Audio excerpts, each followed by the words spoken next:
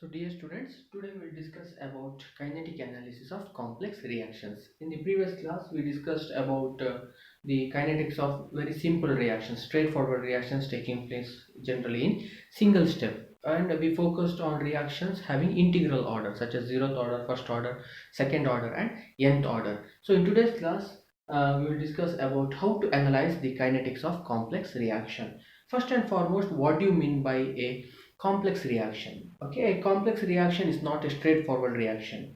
What does it mean? It means that it does not take place in a single step. It contains several steps. Okay, and in certain steps the final product may be formed, and in some steps some byproduct may be formed, and this byproduct formation of byproduct may also affect the overall rate of the reaction. That byproduct or an intermediate may accelerate the rate of the reaction, or it may even slow down the rate of the reaction. So it may act as an autocatalyst, or it may act as an inhibitor. So when we look at the overall kinetic data of such reaction, analyzing the kinetics of that reaction becomes very complex, and that is why they are called as complex reaction. So how to analyze such complex reaction? Say for example, I have a reaction of the type 2a giving 2a plus b giving product. Okay, so when I look at this reaction, overall reaction, it looks like it is a very simple reaction.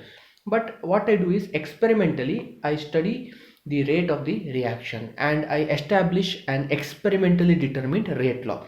So let me take this equation as an experimentally determined rate law. So according to this experimentally determined rate law, rate of the reaction dx by dt is equal to some constants k1 and k2, and we know what are they now. They are nothing but rate constants k1 and k2 into a to the power 3 by 2 divided by 1 plus k2 into concentration of product.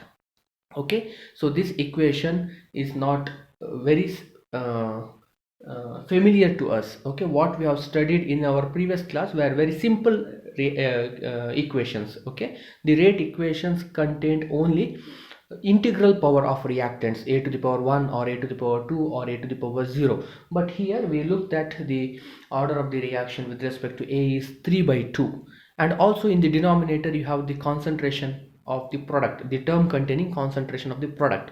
So in this particular reaction, even the product concentration has an effect on the rate of the reaction. And since the concentration product appears in the denominator, okay, as the concentration of product increases, okay, it decreases the rate of the reaction. So the product formation itself has a tendency to inhibit this reaction. For I am giving one example, this is not true for all reactions. Okay, so by looking at this uh, experimentally determined rate equation, we realize that this reaction is not very simple. I mean, it does not take place in few steps. It contains several complicated steps. So in order to analyze the overall kinetics data, that is how to interpret this equation or how to obtain this equation, it is very important to deeply understand each and every step of this reaction and try to analyze the kinetics of each step involved in the reaction. Suppose there are 5 steps involved in the reaction, we have to write down the kinetics of or the rate law for each step of this reaction, whether it involves the final formation of final product, or whether it involves the formation of an intermediate, or whether it involves the formation of a byproduct. We have to analyze each and every step of that complex reaction and then try to figure out, okay, what would be the overall rate of the reaction. So the analysis of the kinetic data of complex reaction is, though straightforward, it is very complicated because we have to concentrate on each and every step. Okay, so the main idea of this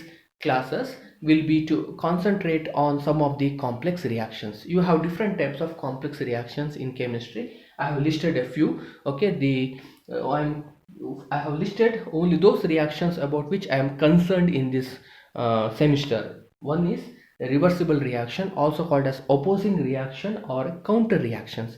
The second is a parallel or a side reaction. The third type of complex reaction we will focus later is a consecutive reaction, and the fourth is a surface reaction, that is a reaction taking place on a surface, okay, which act as a catalyst. You can have other type of complex reactions such as enzyme catalyzed reactions, okay, and acid or base catalyzed reactions that you are supposed to study in the other unit of this paper. So I will not focus on those type of complex reactions. I will be focusing on these four types of complex reactions. So in this video we will discuss about the kinetic analysis of reversible reaction, also called as an opposing reaction. So first let us define or understand what is a reversible reaction.